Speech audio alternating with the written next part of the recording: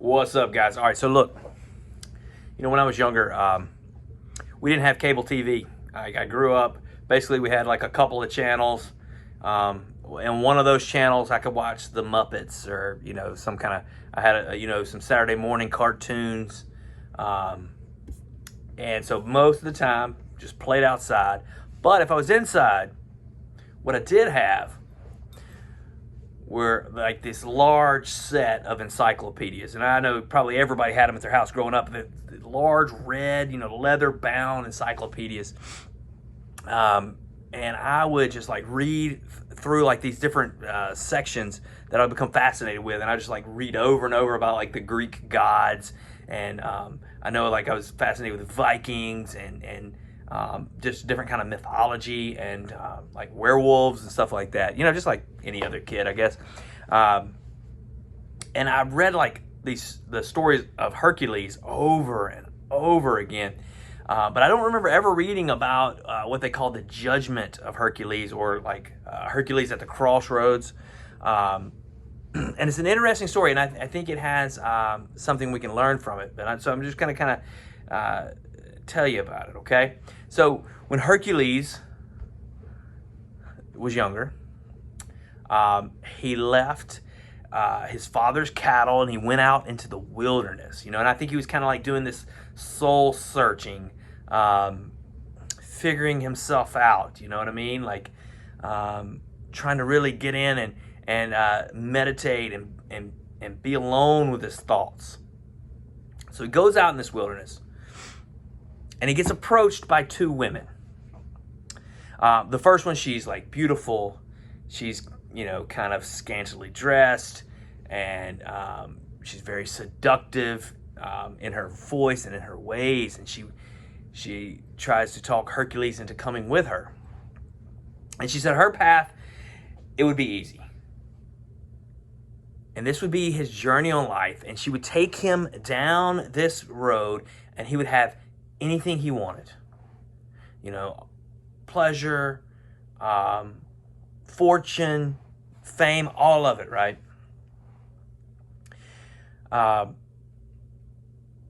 And she gave her name, and I don't know how to pronounce it, like Kakia or something like that. But she said basically her, you could call her happiness, okay? The second woman, she was plain. She was dressed simply. And she held a sword, and she pointed it up a mountain, and told Hercules that's where her road led. That it was going to be difficult. That there was going to be trials and tribulations. It was a road of hard work and self-sacrifice. But that at his death, he would have lived a life well lived. She gave him her name. She said you could call her virtue. So now Hercules, he stood in the wilderness and he made his choice. He chose the road of virtue.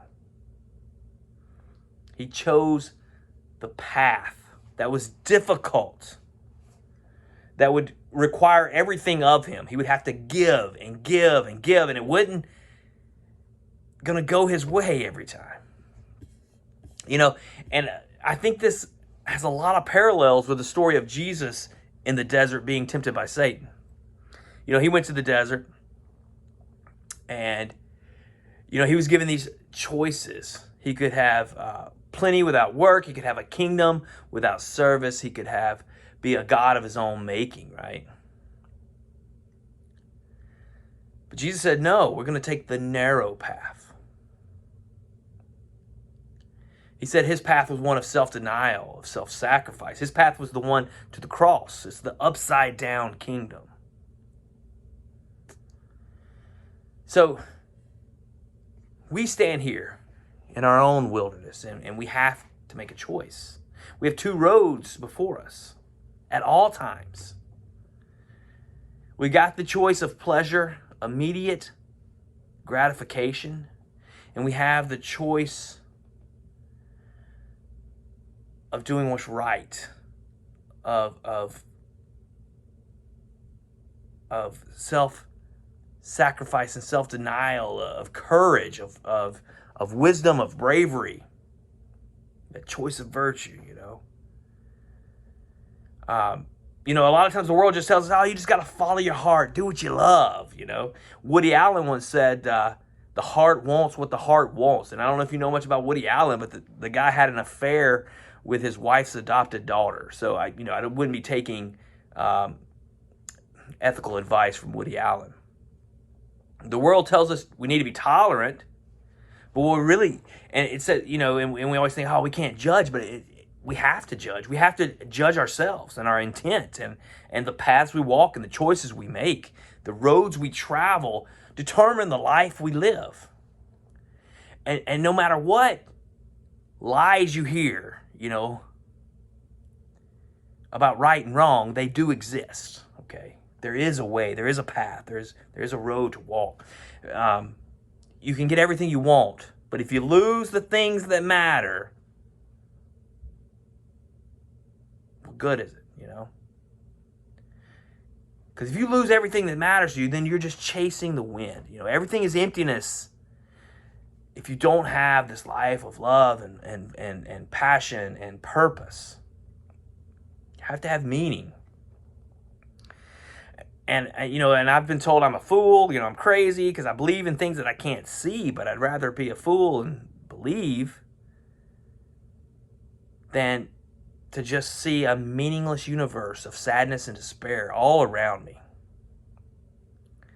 So I'll keep my foolish thoughts, my wandering mind and my weary legs, and I'll continue to try and walk that lonely path of Hercules up the mountainside.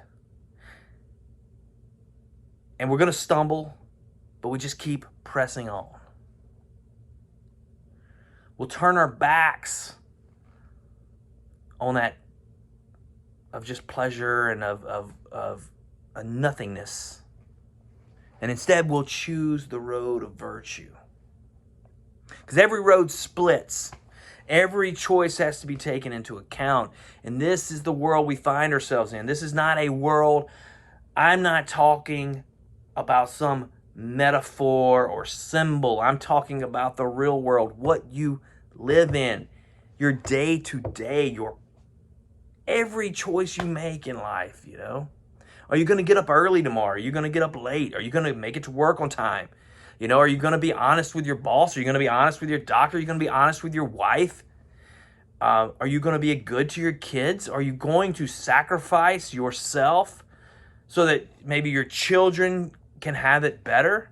Are you going to give up drugs so that you can bring in a good life for everyone around you?